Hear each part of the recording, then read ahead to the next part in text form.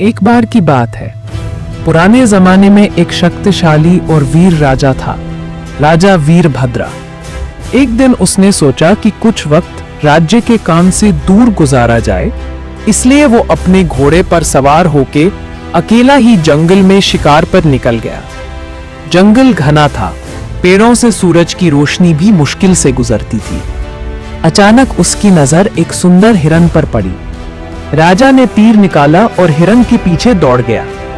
हिरन तेज था और राजा उसके पीछे और तेज भागा और गहरे जंगल में चला गया। दौड़ते दौड़ते वो रास्ता भूल गया। पहली बार वो राजा, जो कभी किसी से नहीं डरता था, खुद को जंगल के बीच अकेला महसूस कर रहा था।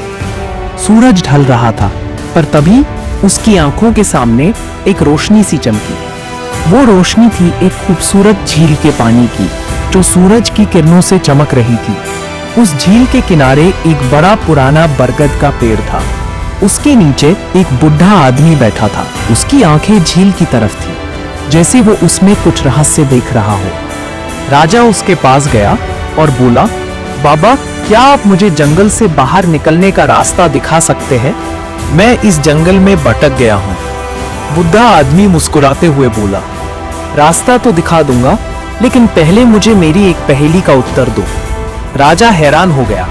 उसने पहली बार किसी से रास्ता पूछा था और उसका जवाब एक पहेली। बुढ़े आदमी ने गंभीर स्वर में पूछा, एक ऐसी चीज जो जितनी ज्यादा बांटी जाए उतनी ही बढ़ती है, वो क्या है? राजा कुछ देर सोचता रहा।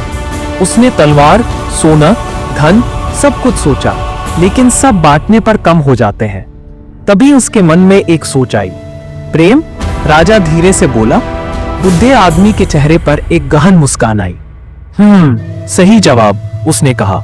प्रेम, ज्ञान और दया, जितना बांटो उतना बढ़ता है। फिर उसने अपना हाथ उठाया और झील के दूसरे किनारे की तरफ इशारा किया।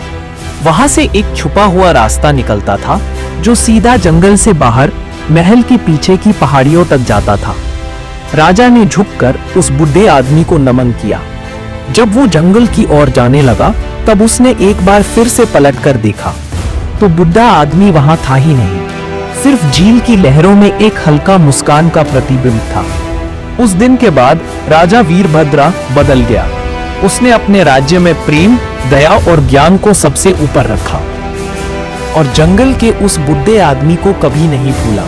मॉरल ऑफ द स्टोरी, प्रेम और ज्ञान सबसे बड़ा धन है। जितना बांटोगे उतना ही बढ़ेगा।